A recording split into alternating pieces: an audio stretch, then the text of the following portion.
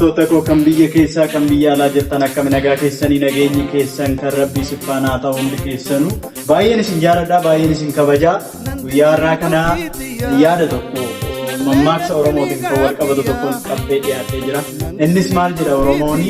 ofii daddabaniit Orma sakkabanii jedha kana jechuun maal jechuudha namni kun addunyaa kana irratti gaafa dhufu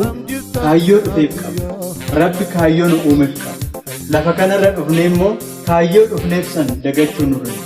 maatiin keenya akkuma namaatittuu nuti dhalachuu keenyaaf fedha qabaachuu dhiisuu danda'a garuu Rabbi immoo fedha isaa malee dachee kanarratti nu